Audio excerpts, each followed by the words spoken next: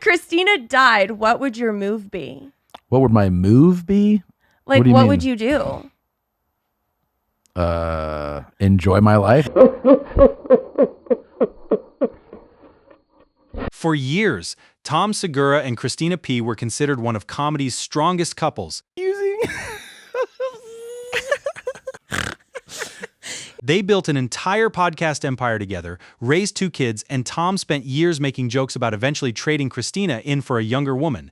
Hey guys, Christina's healing up, feeling better, and we're so excited to do a new episode, so make sure you tune in, and new Christina is here, so we will see you right there on YouTube. Check it out, new episode of Your Mom's House.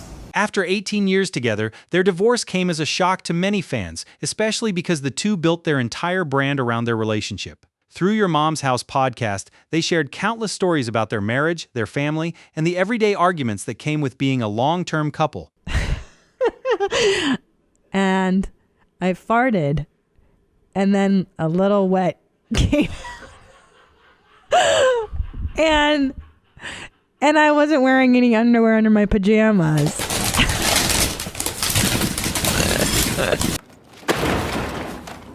But now that their divorce has been confirmed, fans have started digging through years of old episodes, trying to figure out if there were signs that things were changing behind the scenes. One of the biggest things people noticed was Tom's lifestyle. Over the years, Tom went from a successful comedian to one of the biggest touring comics in the world. But that success also meant spending a huge amount of time away from home. Tom has spent years traveling across the world for comedy shows, and even Christina admitted in past interviews that his touring schedule was one of the biggest challenges in their relationship. I guess my first question is, when's the divorce? When's that happening? I know. Of course, both Tom and Christina had demanding careers, and they were both comedians who understood the lifestyle, but fans started noticing how much time they spent apart and began questioning whether constantly being away from each other created distance between them. You have 2 kids. How old? Yep. 6 and 4. Okay, so this is like almost like abusive, right? How much he tours. Yeah. Yeah. It's horrible. And that's an issue. Is that an issue? Yeah. Uh-huh. And what will you talk about it? Oh, on air on this show? No, but in private, yeah. Yeah. It's horrible. It's terrible. Why don't you talk about it on the Okay, how old are the kids again? 4 and 6. Oy. Yeah. Okay. 4 and 6. You like your fucking life, Christina? Then there was Tom's massive transformation. Over the last few years, Tom completely changed his appearance. He lost around 80 pounds, became heavily focused on fitness, changed his diet, and started building a completely different image. Tom has also started making a bigger push into Hollywood, especially with his new Netflix series Bad Thoughts, which showed that his ambitions go beyond just stand-up comedy. In interviews, he has talked about how when he first moved to Los Angeles, his original dream was actually to act in movies, not become a stand-up comedian. And my dream when I moved to LA had nothing to do with stand-up. I never thought of stand-up. Not to say that I don't love doing stand-up today. I'm in love with stand-up.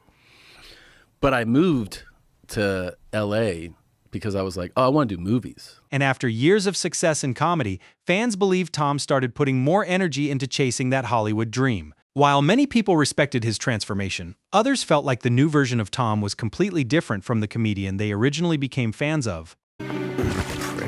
Watch where you walking. What did you... Wait a minute. Tom Segura. A lot of longtime fans started criticizing him for showing off expensive watches, luxury cars, designer clothes, and his new lifestyle online.